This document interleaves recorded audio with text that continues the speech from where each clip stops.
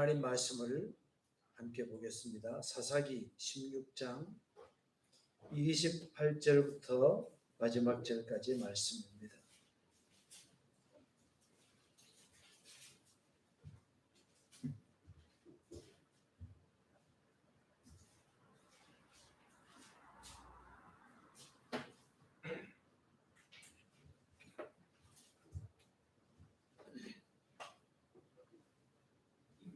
사사기 16장 28절부터 31절까지의 말씀을 보겠습니다.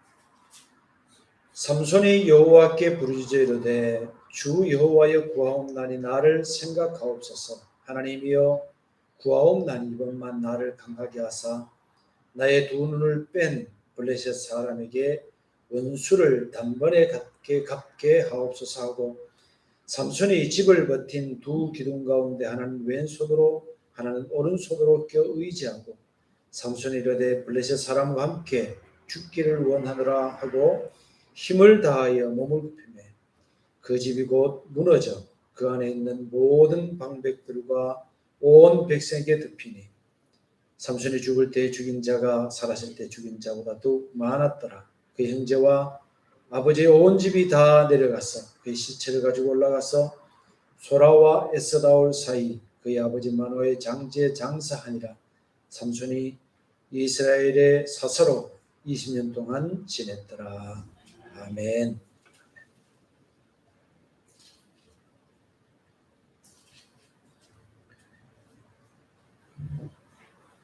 지난주에 우리가 입다에 대한 말씀을 보았습니다. 그리고 입다 후에 이제 사사 압돈, 그리고 그 앞에 입산, 이런 사람들이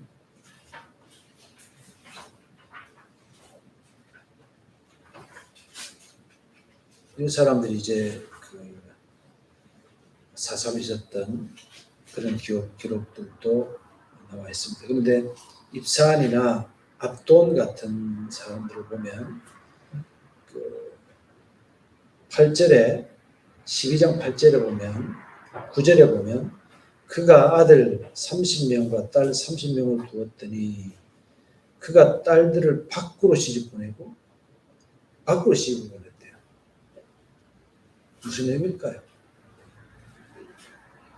닥치는 대로 이방인들에게도 보냈다는 그런 얘기를 할 수 있을 것 같아요. 그 다음에 아들들을 위해서는 밖에서 여자들 데리고 왔다. 그만큼 이 사사들조차도 하나님의 말씀을 의지해서 살지 못했다는 그런 얘기가 되는 것이죠. 그 다음에 사사 압돈에 대한 얘기를 12장 13절부터 15절까지 보면 나와 있는데 14절에 보면 그에게 아들 40명, 도대체 어떻게 하면 아들이 40명이 생깁니까? 손자 30명이 있어. 어린 낙이 70마리를 탔더라. 그래서 이런 사사들조차도 이방인과 혼인관계를 맺는 그런 엄청난 위험에 처한 이스라엘의 이때 당시 사사시대가 얼마나 암울했느냐라고 하는 것을 이 사사들의 행적을 통해서 우리가 좀 볼 수가 있는 것이죠. 그래서 13장 1절에 보면 이런 얘기가 있죠. 이스라엘 자손이 다시 여호와의 목전에 악을 행하였으므로, 갑자기 행한 것이 아니라 앞에 입산 시대에 또 압돈 시대에 이런 시대에 계속해서 이런 죄악이 누적이 되었기 때문에 그런 것이죠. 그렇기 때문에 여호와께서 그들을 40년 동안 블레셋 사람의 손에 넘겨주시리라. 블레셋 사람들의 손에 넘겨주십니다. 이스라엘이 그 가나안 땅을 정복했을 때 그들에게, 그러니까 가나안 민족들 중에서 그들을 지배하거나 또 그들에게 들어가서 그들을 종처럼 부리거나 아니면 뭐 그들에게 좀 눌리긴 했지만 그들과 같이 사는 그런 지역이 있었지만 더불어서 어떤 지역에 있었냐 그러면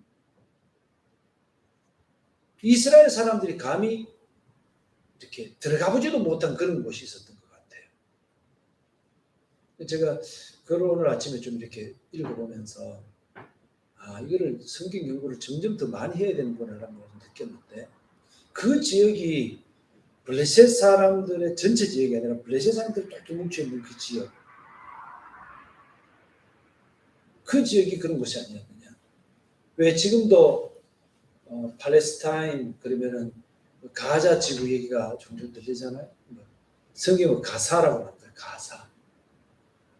거기를 중심으로 하는 어떤 그런 지역, 이런 곳이죠. 근데 거기에 있던 블레셋 사람들이 이제는 이스라엘을 지배하게 되는. 그래서 이스라엘 사람들이 40년 동안 블레셋 사람들의 지배를 받았다. 이렇게 얘기를 하고 있죠. 그때에 하나님께서 이스라엘을 그냥 둬서는 안 되겠다 하는 마음 때문에 한 사람을 준비를 합니다. 그 사람이 바로 삼손이라고 하는 사람이죠. 그래서 2절에 보면 소라 땅의 단 지파의 가족 중에 단 지파 이때 당시에 단 지파가 거주했던 곳은 블레셋 사람들과 마주 닿아 있는 그런 곳이었어요. 그래서 그 소라 땅 얘기를 하는데 소라 땅 이 지역이 어느 곳이냐 하면 우리가 이제 출애굽하면서 가나안 땅을 정복하러 갈 때에 엘라시라고 하는 지역을 지나갔거든요. 엘라도 가까운 곳이에요. 가나안 남부 지역 가까운 그런 곳이죠. 그러니까 사해의 이제 서쪽이 되는 곳이 헤브론과 좀 가까운 그런 곳이었습니다. 바로 그런 곳에 단 지파가 있었는데 이 단 지파 중에서 마노아라고 하는 사람이 있어요. 그 사람은 그 아내가 임신을 못했는데 어느 날 이제 하나님께서 나타나셔서 마노아 부인에게 얘기하기를 너에게 아들을 줄 텐데 이 아들이 태어나거든 머리에 삭도를 대지 말고 머리에 칼을 대서 깎지 말고 이런 얘기예요. 삭도를 대지 말고 또 포도나 포도주 뭐 이런 거를 먹게 하지 말고 그러면서 이제 이 아이가 태어나면서부터 나시린이 되도록 그렇게 키워라. 나시린은 한마디로 말해서 하나님께 헌신된 자입니다. 성경에 보면 태어나면서부터 나시린이 있어요. 보통 나시린 그러면 일정 기간 동안 하나님께 헌신하는 그런 사람은 나시린으로 헌신하는 거예요. 제 얘기 이해되죠? 그러니까 내가 예를 들어서 1년 동안은 나시린으로 살겠습니다. 그러면 그 기간 동안 헌신의 기간으로 사는 거예요. 그런데 태어나면서부터 나시린 그러면은 모르겠습니다. 뭐 여러 명이 있는지 몰라도 제 머릿속에 얼른 머릿속에 떠오르는 사람은 삼손, 그 다음에 사무엘 이 사람이 떠올라요. 네, 두 사람이 떠오릅니다. 근데 어쨌든 이 사람들은 태어나면서부터 나시린으로 하나님의 명령을 받고 그렇게 태어나서 자라게 됐습니다. 삼손이. 근데 이 얘기를 듣고 이제 하나님께 헌신된 삶을 이 삼손이 살기 시작하죠. 그때 나타났던 분이 누구였느냐? 처음에는 이제 아내가 자기에게 나타났던 그분에 대해서 남편에게 얘기를 했고, 나중에 남편이 마노아가 하나님, 내 아내가 이런 얘기를 들었다 그러는데 하나님 정말이라면 하나님 다시 한번 내게 말씀하십시오. 하고 그렇게 말씀드렸더니 나타나셨죠. 나타나셔서 똑같은 얘기를 하셨어요. 그래서 저에게 말씀하시는 지금 당신은 누구십니까? 당신의 이름을 좀 가르쳐 주십시오. 라고 얘기를 하니까 그분이 얘기하기를 나는 기묘자니라. 이렇게 기묘자. 기묘자는 누구에게 쓴 말입니까? 예수님께 쓴 말이죠. 기묘자라, 모사라, 전능하신 하나님이라. 그죠?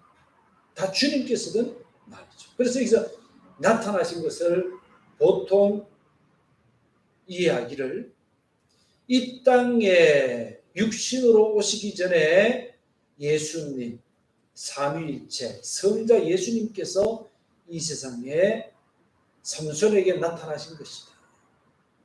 그리고 이분이 자주 나타나셨는데 예를 들어서 아브라함에게 이삭이 태어날 것을 고지하시면서 소돔과 고모라를 멸하러 가시던 그분도 바로 이분이시다. 바로 이렇게 얘기하는 경우가 그렇게 보통 이렇게 믿게 되는 거죠. 보통 그렇게 보고 있습니다. 그러니까 누가 거기에 대해서 얘기를 하거든. 예수님이 이렇게 나타나셔가지고 뭐 삼손이 태어난다고 말씀 이런 얘기를 해도 거기에 대해서 저 사람이 이단이구나 이렇게 생각하면 안 됩니다. 아셨죠? 네. 이런 걸 우리가 좀 이해를 하고 넘어가면 됩니다. 그래서 어쨌든 삼손이 태어나게 됐습니다. 그리고 이제 삼손이 태어나면서 뭐 이렇게 소제물을 염소새끼 소제물을 드리고 뭐 그런 것들 읽어보시면 나오니까요. 읽어보시면 될 줄 압니다. 그렇게 태어났습니다. 13장 25절에 보면 이렇게 소라와 에스다올 사이 마하네단에서 여호와의 영이 그를 움직이기 시작하였더라. 누구를요? 삼손을. 하나님이 그를 움직이기 시작하셨다. 이렇게 얘기를 하고 그 뒤에 얘기들이 조금 어려운 부분이 있으니까 여러분 보면 됩니다. 그런데 마하네단이라는 말이 있죠.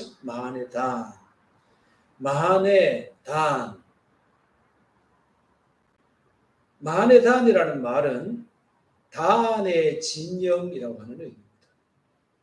그러니까 단 지파가 살던 곳에서 이런 의미입니다. 마하네단이라는 말은요. 그런 말이다. 그러니까 소라와 에스다올 사이 그 지역은 바로 단 지파가 있었는데 거기서 이 삼손 그 아버지가 마노아 그들은 단 지파였잖아요. 그렇기 때문에 마하네단 단 지파의 지경에서 여호와께서 그를 이제 슬슬 움직이기 시작하셨다. 그런데 하나님이 삼손을 그렇게 태어나게 하신 이유는 뭐예요? 사사로 이스라엘을 구원하기 위해서죠. 이스라엘을 구원하기 위해서. 근데 14장을 읽어보면 조금 우리가 좀 이해하기 쉬우면서도 저도 좀 많이 헷갈렸던 구절들이 나오니까 그 한번 보도록 하겠습니다. 14장 1절부터 4절까지를 제가 읽어볼게요. 삼손이 딥나에 내려가서 거기서 블레셋 사람의 딸들 중에 한 여자를 보고 블레셋 여자입니다. 그죠? 하나님이 삼손을 부르셨다면 부르셔서 그를 이스라엘을 구원자로 삼으셨고 앞에서 얘기했던 예를 들어서 사사 입사안이나 또 엘론, 압돈 이런 사람들도 실패를 했는데 이방 여인들과 자식들이 결혼하고 이렇게 해서 실패를 했는데 이 삼손이 하나님의 나실로 태어난 삼손이 딥나 블레셋 사람들이 사는 딥나에 내려갔다가 블레셋 사람의 딸들 중에 한 여자를 봤다. 기가 막힌 것은 아닙니까? 2절 올라와서 자기 부모에게 말하여 이르되 내가 딥나에서 블레셋 사람의 딸들 중에 한 여자를 보았사오니 이제 그를 맞이하여 내 아내로 삼게 하소서. 그의 부모가 그에게 이르되 내 형제 딸들 중에나 내 백성 중에 어찌 여자가 없어 네가 할례받지 아니한 블레셋 사람에게 가서 아내를 맞이하려 가느냐. 그러니까 삼손이 아버지에게 이르되 내가 그 여자를 좋아하니 나를 위하여 그 여자를 데려오게 하소서. 여기까지만 읽으면 이 삼손이 타락했네. 삼손이 문제가 생겼네. 이렇게 일하면 아이고 혀를 끌끌 차고 말 텐데. 심히 더 어려운 구절이 4절이에요. 4절. 그때의 블레셋 사람이 이스라엘을 다스린 까닭에 삼손이 틈을 타서 블레셋 사람을 치려함이었으나 그의 부모는 이 일이 여호와께로부터 나온 것인 줄 알지 못하였더라. 그리고 난 다음에 삼손이요 어떻게 하느냐? 딥나에 내려가다가 뭐 사자를 죽인 사건이 있었고 또 딥나에 내려가서 이 여자와 결혼하려고 합니다. 그리고 혼인잔치가 벌어지는 거 7일 동안. 혼인잔치를 벌이는 동안 또 어떤 사건이 있느냐? 삼손이 자기가 죽였던 그 사자의 몸에 벌집을 지어가지고 꿀이 있는 것을 보고 그걸 먹고 갖다가 부모에게 갖다 주고, 그죠? 잔치를 벌리는 동안에 또 그 사람들에게 퀴즈를 냈죠. 아주 강한 자에게 아주 단 것이 나왔다. 그게 뭐냐? 그러니까 또 이 블레셋 사람들이 그 이 딥나의 여자, 블레셋 여자를 막 꼬셔가지고 니 죽이뿐다 막 그랬죠. 불태워버린다 막 이러니까 막 이렇게 자기 남편을 막 징징 울면서 막 꼬셔가지고 남편이 있다가 이 일을 얘기를 해주니까, 그죠? 죽인 사자에게서 뿔이 나왔다 그 얘기를 하니까 또 그걸 갖다 풀었어. 그러니까 삼손이 있다가 아스글론에 가가지고, 그러니까 이 퀴즈를 풀면은 옷 30벌을 준다 했잖아요. 그래가지고 또 아스글론에 가가지고 사람을 때려 죽이고 30벌을 갖다가 또 주고 화가 나가지고 올라갔는데, 집에 올라갔는데 또 며칠 지났다가 또 내려가 봐야지. 그리고 염소새끼 한 마리를 두고 내려가 보니까 또 자기 아내는 잔치를 벌려가지고 이제 이게 뭐 잔치를 해놓은 이 마누라를 어떻게 됐어요?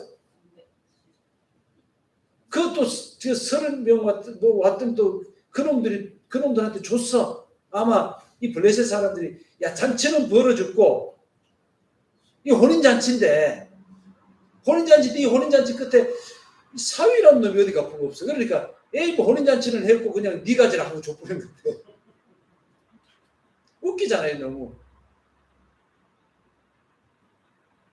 그러니까 삼손이 이번에 진짜 화가 나가지고 어떻게 했어요? 여우 몇 마리 잡았어요? 300마리를 붙잡아가지고 꼬리에 꼬리 2마리씩 붙잡으면 회를 달아가지고 밀밭으로 밀어내가 다 태워버리고, 그리고 난 다음에 도망을 왔죠. 레히라고 하는 곳에 도망갔죠. 레히라고 하는 곳에 가가지고 거기 숨어 있었더니 블레셋 사람들이 어지로 몰려와가지고 이스라엘 사람들에게 오니까 이스라엘 사람들은 아이고 죽었다 싶었겠죠. 왜 왔냐? 우리가 지금까지 너희 말을 잘 듣고 있었지 않느냐? 그러니까 삼손 내다가 삼손만 내놓으면 내가 너희들을 안 괴롭힐게. 그러니까 또 이스라엘 형제들이 와서 삼손을 보고 뭐라 그래요? 빨리 나온나? 블레셋 사람들이 와가지고 우리가 너희를 내놔야 되겠다. 삼손이 얘기하기를 내 나가긴 나가는데 너희들이 우리 형제들이 나를 치지 않겠다고 맹세해라. 우리가 너를 치지는 않고 그냥 꽁꽁 묶어서 밧줄로 꽁꽁 묶어서 그냥 데려다 줄게. 알았다. 그래가지고 삼손이 묶여서 끌려갔죠.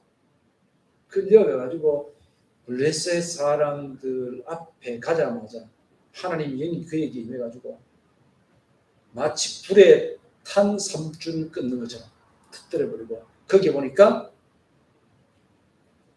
죽은 지 얼마 안 된 낙이 턱뼈가 있어. 그걸 가지고 1000명을 때려 죽였죠. 블레셋 사람. 삼손이 대단했어요. 그죠?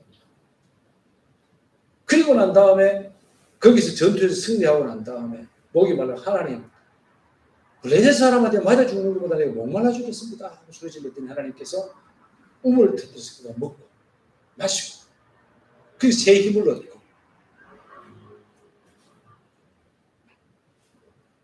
이 모든 것들이 보세요. 자, 한번 보세요. 블레셋에 내려갔어요.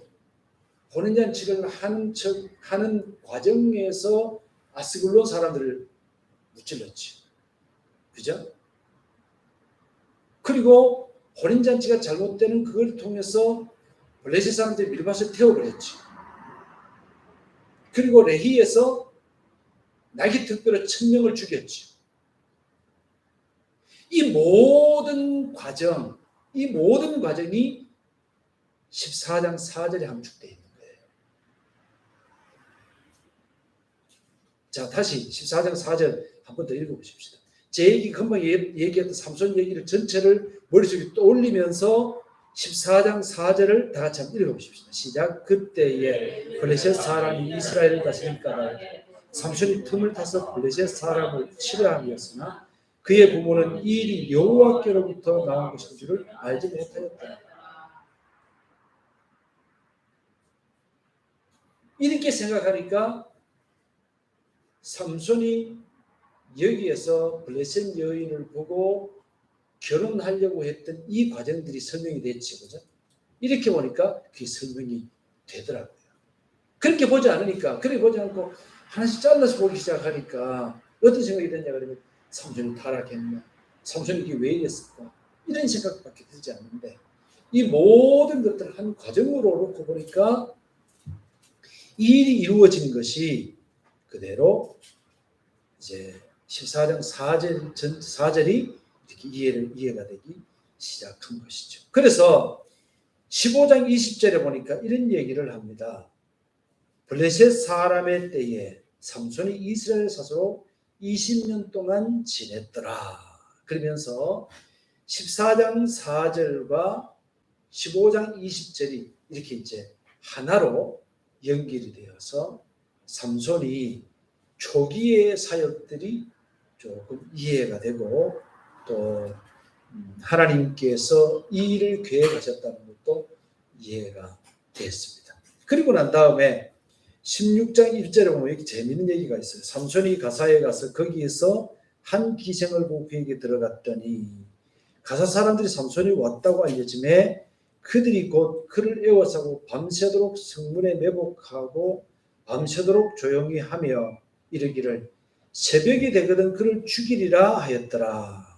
삼손이 밤중까지 누워있다가 그 밤중에 일어나 성 문짝들과 두 문설주와 문빗장을 빼어가지고 그것을 모두 어깨에 메고 헤브론 앞산 꼭대기로 가니라. 재밌죠? 그런데 여기서부터 그러니까 15장까지는 삼손이 사역자로서 하나님께 어떻게 살았느냐라고 하는 사서로서의 올바른 사역에 대한 얘기를 우리 이해를 할 수가 있는데 16장부터는 삼손의 타락이에요. 삼손이 잘못되기 시작하는 거예요. 잘못되기 시작하는 것이 16장 1절에서 얘기하는 가사에 가서 거기서 한 기생을 보고 그에게 들어갔다 라는 말은 기생과 동침한 얘기를 하고 있는 것이죠. 거기서부터 삼손의 타락이 시작되게 되는 거예요. 그리고 결국은 삼손은 나중에 4절 이후의 말씀 보면 소렉 골짜기에서 아주 어여쁜 들릴라라고 하는 한 여인을 보고 이 여인 때문에 죄를 범하는 사사로서의 타락의 길을 걷게 되는 그 일이 일어나게 되는 것이죠. 그래서 이 얘기를 간단하게 얘기를 하면 들릴라에게 가서 들릴라와 사랑에 빠지게 됐는데 이 들릴라는 삼손을 사랑하지 않았던 것 같아요. 별로 사랑하지 않았던 것 같아요. 근데 삼손은 혼자 푹 빠져 있었던 거죠. 그랬을 때 블레셋 사람들이 와서 삼손의 힘이 어디서 나오느냐 라고 하는 것을 묻기 시작을 했던 것이죠. 그래서 삼손이 처음에는 자기에게 자기가 있는 그 힘이라고 하는 것이 여기서 나온다 그러죠. 거짓말로 가짜로 얘기를 하죠. 그래서 뭐 삼손은 마르지 않는 새 활줄로 나를 묶으면 내 힘을 못 쓴다. 그 다음에 쓰지 않는 새 밧줄을 가지고 묶으면 내 힘을 못 쓴다. 그렇게 얘기를 해도 뭐 삼손의 힘이 여전했죠. 근데 자꾸만 들릴라가 삼손을 들들 볶습니다. 들들 볶으니까 처음에는 뭐 줄 얘기를 하다가 나중에 머리카락으로 옮겨요. 그래서 내 머리카락 7가닥을 배틀에다가 이제 섞어 짜면, 배에다 섞어 짜면 내 힘을 못 쓴다. 그러면서 이제 머리로 서서 올라가게 되는 거죠.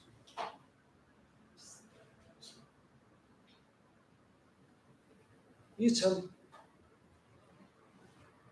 처음에는 장난삼아 했을지 몰라도 자꾸 괴롭히니까 이제 본심이 조금씩 나타나기 시작합니다. 머리카락으로 나갔어요. 그래서 나중에 내 머리털을 밀어버리면 내 힘을 못 쓴다. 그래서 사람이 삭도를 가지고 머리를 싹 밀어버렸죠. 여러분 삭도 보신 적 있습니까?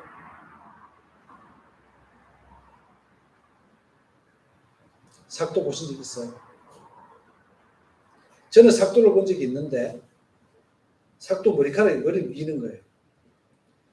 우리 요즘은 뭐 면도기 좋아가지고 저번에 한번 그 목욕탕을 갔더니 그 스님이 오셔가지고 목욕을 하시더라고요. 그리고 난 다음에 그 시중에 파는 면도기 있죠. 그걸로 머리를 미시더라고요. 그거 보고 좀 웃었어요. 근데 옛날에 삭도는요, 칼이 조금 커요. 좀 커요. 제가 봤던 삭도는 칼이 이만했던 것 같아요. 아주 싹 갈아가지고 머리를 싹 밀더라고요. 물론 뭐 삭도가 꼭 그렇게만 생기지 않고 여러 가지가 있을 수 있다고 생각을 합니다. 그런데 제가 봤던 것은, 제가 어렸을 때 봤던 것은 충격을 좀 받았어요. 그래도 저희 집은 옛날에 바리깡이라고 그러죠. 그죠? 그거 가지고 머리 손잡이를 이렇게 깎고 이렇게 했었는데, 너무 짧기 싫으면 입으로 뭐 이렇게 밑에 끼워가지고 깎고 이렇게 했었는데, 그때 삭도를 미는 걸 보고 처음에 충격을 좀 받았어요. 야, 지금 잘못하면 머리 안 미나 싶은데 잘 밀더라고요. 따르르 그러면서 쫙 밀더라고요. 근데 삼손의 머리가 삭도로 싹 밀려버리고 말았습니다. 들리라가 옆방에 있던 사람들에게 증언을 하죠. 와봐라, 삼손이 진짜 힘을 못 쓴다. 그래서 가보니까 삼손이 이제는 힘을 못 쓰는 사람이 되고, 삼손은 이전처럼 외놈들이 왔다고 내가 다시 옛날처럼 이들을 쳐야 되겠다 하고 일어나도 옛날처럼 힘이 생기지 않았죠. 평범한 사람에 불과하게 된 것이죠. 그래서 사람들은 그를 붙잡아서 그의 두 눈을 뽑아버립니다. 두 눈 뽑으면 많이 아팠겠죠? 많이 아파서 많은 고통스러워. 어차피 우리가 죄에 이렇게 빠져드는 것이 두 눈이 뽑히는 삼손 같은 모습이 아닐까, 이 생각을 합니다. 여러분, 오늘 우리가 예배 드리면서 10편 73편을 읽었는데, 읽어보니까 어땠어요? 참 정말 우리에게 교훈을 주는 시 같아요. 우리 속에 늘 그런 게 있잖아요. 암흑에 보면 하나님이 계신다면 저 인간은 분명히 망해야 되는데 잘 돼. 그런 거 있잖아요.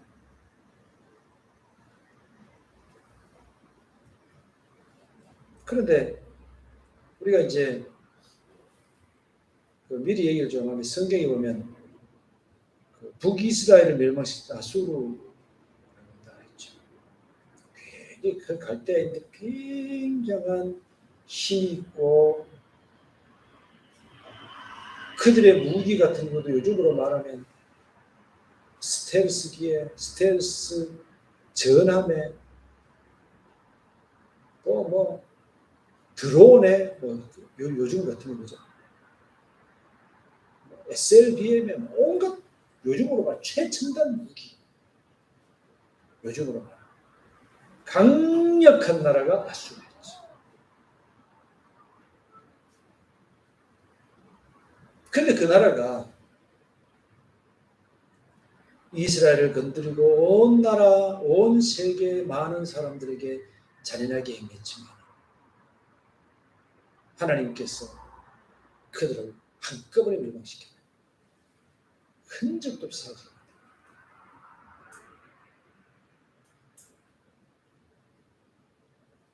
이런 게 참 많아요. 세계사에서 보면. 봄베이도 그렇다 그러죠. 이런 게 참 많아요. 잘 되는 것 같고 그렇지만 근데 아사베시에서 또 뭐 얘기를 해요. 자기는 날마다 고민을 한다는 거예요. 내가 이렇게 사는 게 맞나?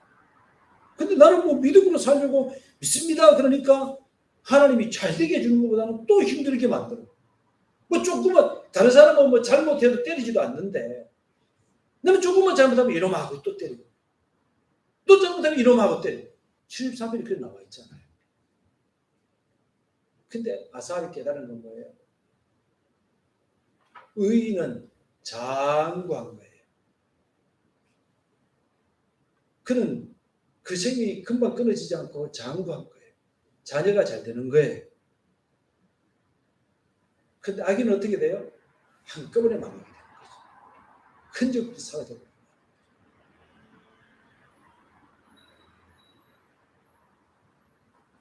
삼손이 그렇게 잘 나가다가 그의 눈을 뽑히는 그 엄청난 삼손을 갖다가 뭐 그렇게만 평가할 건 아닙니다만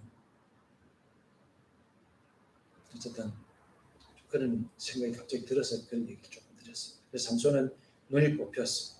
그리고 이제는 맷돌을 돌려야 되는 그 일을 합니다.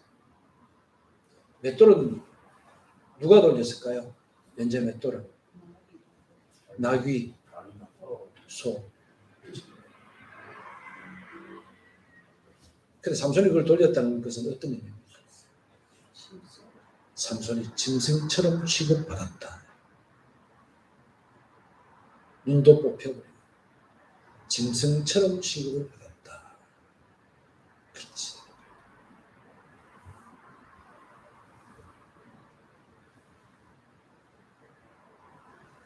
성경이 그렇게 얘기하죠. 종교의 처한을 깨닫지 못하는 자는 멸망하는 짐승 같다.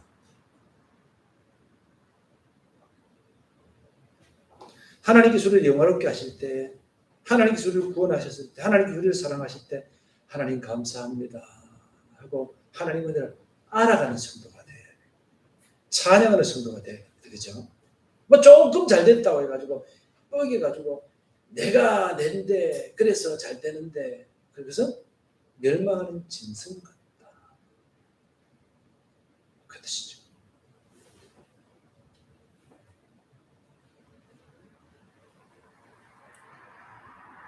그런데 삼손이 그렇게 눈도 뽑히고 이제는 사람들에게 짐승 취급받고 하는 그 어려움 속에 처해 있다는 얘기를 블레셋 사람들이 듣고 그들의 신전인 다곤 신전에 모여서 자기들의 원수, 최대의 원수였던 삼손이 망했으니까 우리는 이제 이스라엘을 또 얼마든지 우리가 좀 이제 마음대로 지배할 수 있어. 그래가지고 사람들이 잔치를 보고 있죠. 자기 신들에게 다곤 신에게 그들이 축제를 부리면서 이제 뭐 우리가 말하면 예배하고 뭐 제사하고 뭐 이랬겠죠. 그러기 위해서 다곤 신전에 크게 모였어. 그러면서 사람들이 얘기하기를 우리가 삼손을 불러서 제주를 부리게 하자 이렇게 얘기했는데 제주를 부린다라는 말은 제주를 부린다는 말이 차하크라는 말을 썼어요. 차하크라는 말에서 우리가 아브라함의 아들 이삭이 태어날 때 이삭의 이름이 이츠하크죠. 웃음이라는 말 거기서 나와요. 이것이 이삭에게는 이츠하크, 하나님의 기쁨, 가문의 기쁨, 이게 되는데, 그냥 차크라는 말을 여기 쓸 때는 어떤 의미로 쓰느냐 그러면 재주를 부리게 하다라는 말이 저 삼손을 차악하게 하자. 무슨 말이냐 그러면 웃다, 즐거워하다, 희롱하다, 놀리다라고 하는 의미로 쓰였어요. 우리가 삼손을 한번 놀려보자. 그 강했던 삼손을 우리 한번 놀려보자. 여러분, 강아지가 와가지고 애교 부리는 거, 그것도 보면 너무 귀엽고 좋죠. 근데 서커스 할 때는 사자를 데려다 그렇게 시키죠. 사자가 하는 것부터 신기하죠. 왜 그럴까요? 예. 모든 짐승들의 왕이라고 하는 사자가 사람이 시킨 대로 말을 듣고, 뭐, 얼마나 웃겨요, 그게. 그러니까 그게 돈벌이가 되는 거죠. 삼손도 만약에 저 같은 사람이었다면 저를 불러가지고 뭐 한번 희롱해보자 그런다고 해가지고 한다고 해서 그 사람들 뭐 신이 나겠어요? 별로 신도 안 날 거라. 맞죠? 그런데 삼손이, 우리의 대적이 된 삼손이 모아서 우리의 웃음거리, 우리 앞에서 재롱을 떤다고 생각해보면 사람들이 막 즐거워서 막 입이 째지도록 웃게 되는 거죠. 삼손은 사람들의 희롱거리가 되기 위해서 불려놨습니다. 근데 성경은 이렇게 얘기하죠. 삼손의 머리카락이 다시 자라기 시작했다. 16장 22절에서 그렇게 얘기하죠. 그래서 다시 자라기 시작했다는 말은 어떤 의미냐? 그것은 삼손이 다시 나시린으로 하나님 앞에 헌신하기 시작했다는 의미로 받아들여야 돼요. 머리카락이 힘이 있고 그 의미 아니죠. 머리카락에 힘이 있는 것 같은 거 나는 맨날 머리 길겠다. 참고적으로 저는요, 머리카락 좀 이렇게 짧게 자르고 나면 힘이 나요. 머리카락이 길면은 에글레 해가지고 죽겠어요. 삼손하고, 그래서 제가 삼손이 못 되는 거예요. 그래서 삼손이 헌신하기 시작했는데, 그때에 사람들이 삼손을 놀렸을 때, 삼손이 자기의 손을, 그러니까 삼손 데리고 와! 하고 난리 났겠죠. 그러니까 이제 그 소년 한 명이 삼손을 데리고 나왔겠죠. 삼손이 얘기합니다. 얘야, 이 신전을 지탱하고 있는 기둥의 나를 좀 안 대다오. 그래서 삼손이 신전을 버티고 있는 기둥 사이에 섰습니다. 사람들은 왁작지껄 난리 났겠지. 사람들은 막 휘바람 불고 난리가 났겠지. 그때 삼손은 그 시끄러운 소음에 귀 기울이는 것이 아니라 오직 하나님께 기도합니다. 하나님, 저 사람들이 내 눈을 뺀 이 원수를 갚게 하시고, 물론 여기에서는 그렇게 다 얘기해 놓지는 않았지만, 하나님, 제 인생 마지막에 하나님의 부르심을 받은 그 부르심에 합당하게 죽게 하옵소서 하는 기도를 드렸겠지. 그리고 그가 내가 이 블레셋 사람과 함께 죽기를 원하노라 하고 두 기둥을 붙잡고 몸을 숙이니 그 기둥이 무너져서 블레셋 사람들이 수천 명이 죽었습니다. 삼손이 살았을 때 죽였던 사람보다 그가 마지막 죽을 때에 죽였던 사람들이 더 많았다. 그렇게 얘기를 하고 있습니다. 우리에게는 이 세상에 참 수많은 소문들이 있어요. 우리를 바라보면서 잘났니 못났니 그러고 이러면 돈 잘 버니 저러면 돈 잘 버니 그러고 자꾸 돈 버니 돈다 사람들이 다 돌아있지. 우리 그런 세계에 살아요. 삼손의 마지막은 어땠어요? 오직 그 소음의 기근을 생각하라. 마지막으로 하나님께 기도하면서 그가 죽을 수 있어요. 나이가 들면서 우리에게는 잡다한 얘기들, 우리를 유혹하는 것들이 많이 있을 때 우리 어떻게 될까요? 나이가 들수록 오직 주님만 바라보시는 우리가 되어야 합니다. 나이가 들수록 돈 욕심 내지 말고, 나이가 들수록 사람이 우리를 바라보는 그 관점에 귀 기울이지 말고 오직 하나님만 바라보는 사람이 되어야 됩니다. 삼손은 그렇게 자신의 삶을 마지막으로 헌신하면서 그는 죽었습니다. 사사기를 정리하면서 마지막으로 제가 좀 읽어보겠습니다. 이스라엘 백성들이 타락과 고통, 부르짖음과 구원의 과정이 반복되면서 여호와 하나님은 사사들을 세우시고 믿었지만 사사들조차 하나님을 의지하는 믿음과 함께 이방신들의 행습에 물들어 버리는, 하나님을 믿으면서도 이방신들을 함께 섬기는 그런 죄를 범했습니다. 사사기에서 매우 자세한 기록이 남겨진 기드온과 입다도 그런 모습을 보였습니다. 여호와 하나님께서는 이방 신의 관습에 물들지 않는 한 사람을 태어날 때부터 사사로 구별해서 이 사람을 통해서는 나중에 하나님을 의지하는 사람 말고 태어나면서부터 준비한 이 사람을 통해서는 이스라엘에 뭔가 새로운 바람이 불지 않겠나 그러면서 태어나면서부터 나신을 만들어서 삼손으로 하여금 이스라엘을 구원하게 했지만 삼손마저도 하나님의 마음에 흡족한 사람이 되지 못했고 그는 세상의 유혹에 흔들려 빠져버린 사람이 되고 말았습니다. 그래서 삼손이 죽을 때가 BC 1075년 경이에요. 이때 조금 이때부터 시작해서 1050년 사이에 이제 사무엘의 사역이 시작되고 하는 그런 것들이 있는데 그때 가서 좀 보도록 합시다. 맨 마지막에 조금만 더 읽겠습니다. 인간의 역사는 실패가 거듭되는 듯 보이지만 여호와 하나님은 메시아를 통한 구원의 계획은 이루어져 가게 됩니다. 인간의 실수, 그것은 주님의 계획을 손상시킬 수가 없습니다.